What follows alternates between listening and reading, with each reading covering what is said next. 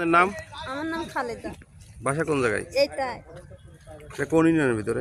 এটা হচ্ছে সাহেবনগর নটা পরিষদ কলবাড়ি সেন্টার আমার। তাহলে আপনার বাড়ি মানে ভেঙে যাবে এরকম আশঙ্কা? আশঙ্কা না, আমাদের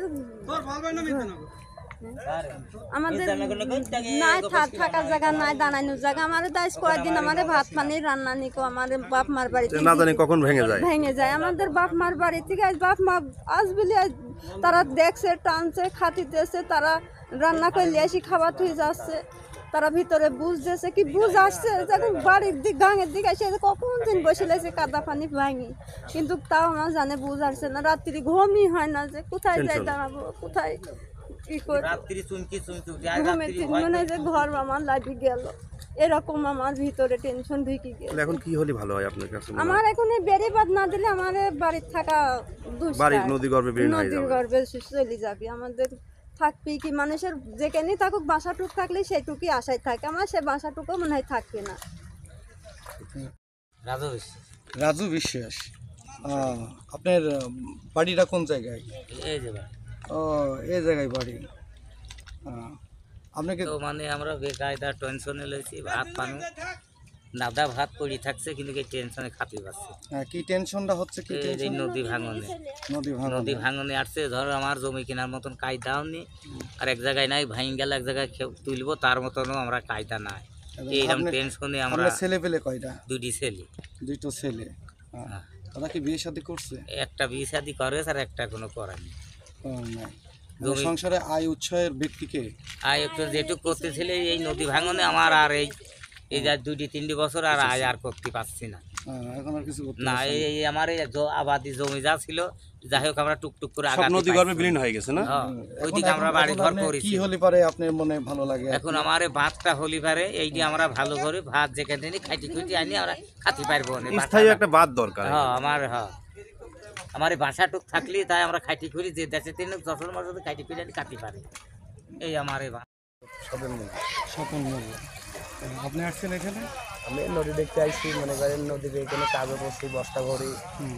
এই যখন ভাঙা ধরে তখন মনে করেন হুমকির ভুগে আসি, তখন ধরেন বাড়ি ঘর ভাঙেছে, এখান থেকে সামনে অনেক ঘর ভাঙা আছে, অনেক আরো আগা গেলে দেখবেন যে বাড়ি ঘর জানলা গেট মেট সব ভেঙে নিয়ে গিয়েছে।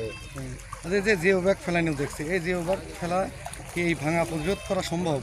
এখন মনে করেন যে প্রতিরোধ সম্ভব না, যেভাবে নদী ভাঙতেছিল এইভাবে মনে করেন যে এখন এই বাঁধটা ঠেকানোর জন্য মানে কোনো রকম দেওয়ার জন্য এখন মানে যদি এই বাঁধটা না ভাঙে মনে করেন ভিতরে না ঢুকতে পারে, এই জন্য এই বাঁধটা এইভাবে দিলে পারে মনে করেন যে স্থানভাবে দাঁড়া থাকতে পারে। Thank you. তাই নদী এগিয়ে আসছে, তাতে এই আশেপাশের যেগুলো 7-8টা গ্রাম, এই গ্রামের কোনো বাড়িঘর থাকার মানে মানুষের বাস করা, বাচ্চা কাচালি, আবার এইসব বালু থাকবে কিনা আপনার এইগুলো মনে হয় নাও থাকতে পারে এই পানি কমার পরে। আচ্ছা, যে কথাটা আপনি বললেন যে পারমাণবিক বিদ্যুতের কারণে ভাঙছে, আচ্ছা কি কারণে? এটা কারণ হচ্ছে ওই পারমাণবিক আপনার ওখান থেকে 4-5-7-800 একর জমি বাইন্ধি, ওদের যেটুক লাগবে তার চাও বেশি কিছু বাইন্ধি, আবার এয়ারপোর্ট করার চিন্তা ভাবনা ছিল, আবার ওইগুলো আপনার এই বাইন্ধি হচ্ছে পাথর দিয়ে গান গড়া দিয়ে এই নদীটা এদিকে জমি সব বিলীন হয়ে গেল। আপনি কি মনে করছেন যে নদী এই পারমাণবিক বিদ্যুৎ কেন্দ্র যখন করছে তখন যদি এই পাশে যদি একটা বাঁধ তৈরি করে এই পাশে বাঁধ দিলি পারে আপনার কিছুটা হয়তো বাঁচতো। তারপরও এই আওয়ামী লীগ সরকার থাকার কারণে একটা বাজেট বাড়াইছিল 50,000 কোটি টাকা, সেই টাকাটা এই টাকাটা আপনার হচ্ছে এই টাকাটার আর হদিস নেই। এই টাকাটা কি হইলো না হইলো, এই টাকাটার আর কোনো কাজ নেই।